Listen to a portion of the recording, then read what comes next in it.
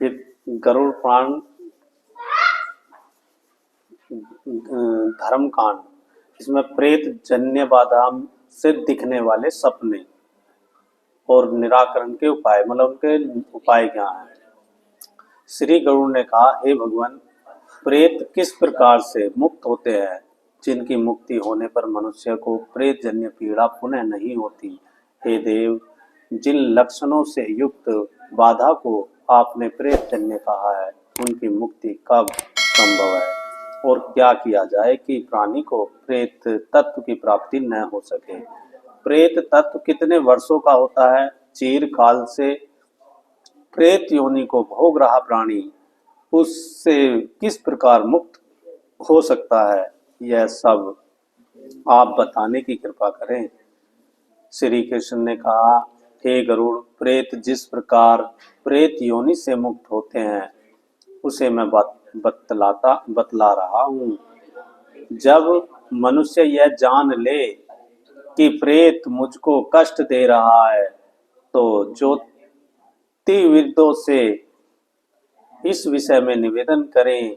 प्रेत ग्रस्त प्राणी को बड़े ही अद्भुत स्वप्न दिखाई देते हैं। जब तीर्थ स्नान की बुद्धि होती है उसे तीर्थ चमकेंगे। जिस चित्त धर्मपरायण हो जाता, जिसका मन कहने लगा कि मैं धर्म में लगूंगा, मंदिर वगैरह जाऊंगा, उसका मन कहने लगा कि चित्तपरायण धर्मपरायण होता है।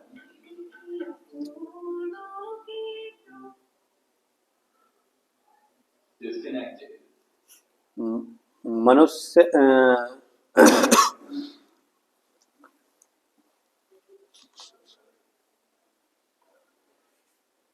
धार्मिक कर्मों को करने की मनुष्य की प्रवृत्ति होती है, तब प्रेत बाधा उपस्थित होती है एवं उन पुण्य कार्यों को नष्ट करने के लिए चित्त भंग कर देती है।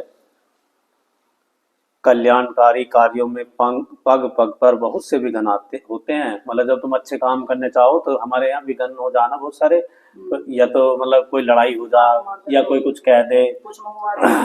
हाँ, तो कह रहे पग पग पर जब तुम कोई अच्छा काम करने को चलोगे।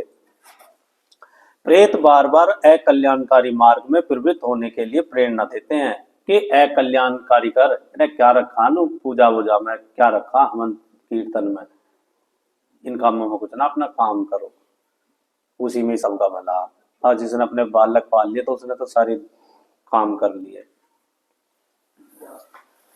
तो कह रहे होते हैं शुभ कर्मों में प्रवृत्त उच्चाटन, यानी कि क्रूरता और झूठा अपवित्र रहना, यह सब प्रेत के द्वारा किया जाता है।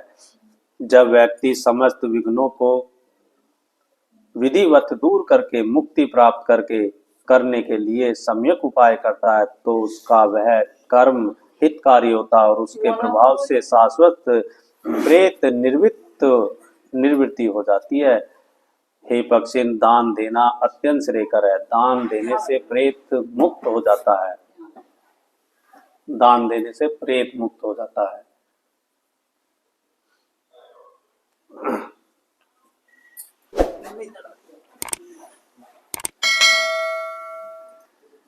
उसको तथा स्वयं को वह दान तृप्त करता है। हे तात्पर्य, यह सत्य है कि जो दान देता है वही उसका उपभोग करता है। दान दाता दान से अपना कल्याण करता है और ऐसा करने से प्रेत को भी चिरकालिक संतृप्ति प्राप्त होती है। संतृप्त हुए वे प्रेत सदैव अपने बंधु बांधवों का कल्याण चाहते हैं। यदि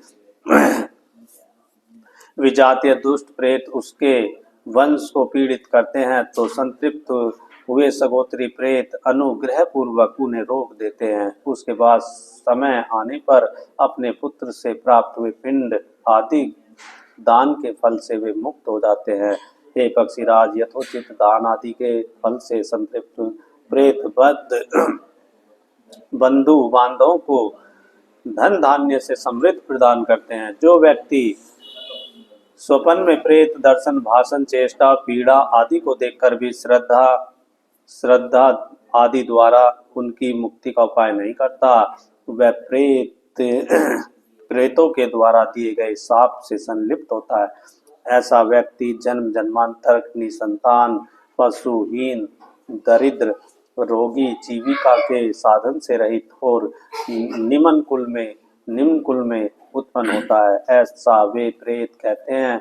और पुनः यमलोक जाकर पाप कर्मों का भोग द्वारा नाश हो जाने के अनंतर अपने समय से प्रेत तत्व की मुक्ति हो जाती है। जैसे यहाँ बता रहे हैं ना, पिक्चर की करे स्वप्न में प्रेत दर्शन, भाषण, चेष्टा और पीड़ा आदि को देखकर वह प्रेत आदि जो मुक्ति का उपाय नहीं करते। सपना भी देखता है, हाँ, जो सपने में भी देखता हाँ, है तो उसकी भी मुक्ति का उपाय नहीं करते वे। मान ले जैसे सोचा कि दान दे देगा किसी को, हाँ, है नी? हाँ, तीर्थ जाने का मन होगा, उसे सपने में दिखाई देगी कि गंगा जी दिख रही, हाँ, तो गंगा जी ना जा पाया, जा वो नहीं ना गए जा ना। पाया। और वे जो विचार आ रहे हैं ना, वो प्रेत बाधा की वैसी आ रहे हैं। याद दिलाओ मैं वो जो है। हाँ, पर लेकिन हम कर ना पाते हो ना।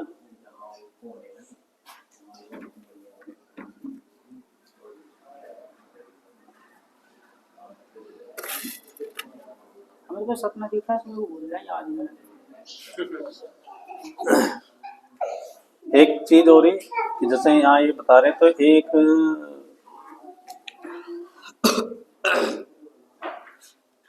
हम कहाँ से आए हैं, हम कहाँ से आए हैं, हमें कैसे पता चले हम कहाँ से आए हैं। स्वप्न में दिखाई दे हमें मतलब जितनी धार्मिक क्रियाएं उन्हें करने को मन करे, लेकिन वे करन न देते, वे करन न देते हमें।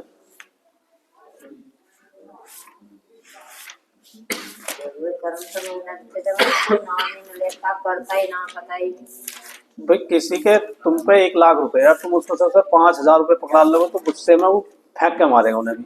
बस कभी याद आ गए तो कर लिया थोड़ा थोड़ा। हाँ, अब तुम कदी कदी नो यार चल नहा लो, तुझे नवाएंगे हम।